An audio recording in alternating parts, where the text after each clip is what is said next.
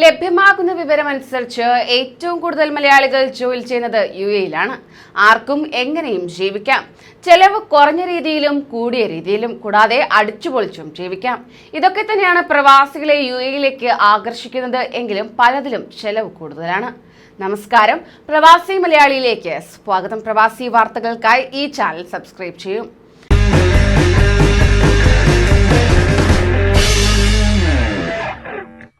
താമസ വാടക ചിലവ് ഉയർന്ന രാജ്യങ്ങളിൽ യുഎഇ ലോകത്ത് 4ാം സ്ഥാനത്തെന്ന പഠന റിപ്പോർട്ടാണ് ഇപ്പോൾ പുറത്തുവരുന്നത്. വരുമാനത്തിന്റെ 40% വാടക ഇനത്തിൽ യുഎഇയിലുള്ളവർ ചിലവാക്കുന്നതാണ് പുതിയ കണ്ടെത്തൽ.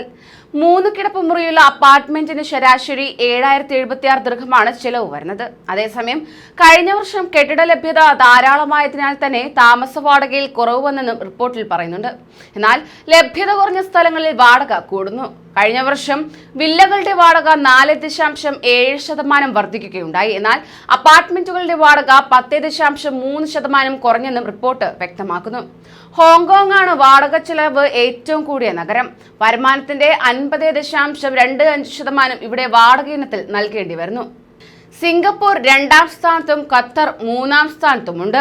സിംഗപ്പൂരിൽ 47.08%, ഖത്തറിൽ 43.73%. Kuwait, Ireland, America, Bahrain, Australia, New Zealand എന്നിവയാണ് ആദ്യ 10 സ്ഥാനങ്ങളിലുള്ളത്. ഇത് വാടക ചെലവേറിയ രാജ്യങ്ങളാണ്. മറ്റ് ചിലവുകളെല്ലാം ചേർത്ത് വച്ചാലും ഇതിലും കൂടുതൽ വാടക നൽകേണ്ടി വരുന്ന ലോകത്തെ ഏക ജനതയും ഹോങ്കോങ് നിവാസികളാണ്.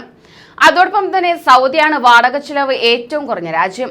ആകെ ചിലവിന്റെ 19.07% മാത്രമാണ് ഇവിടെ വാടക ചിലവ്. Greece, Turkey, Argentina, Croatia, Latvia, Bulgaria, Estonia, Uruguay, Romania എന്നിവയാണ് വാടക ചിലവ് കുറവുള്ള മറ്റ് രാജ്യങ്ങൾ. കൂടുതൽ പ്രവാസി വാർത്തകൾക്കായി ഈ ചാനൽ സബ്സ്ക്രൈബ് ചെയ്യൂ.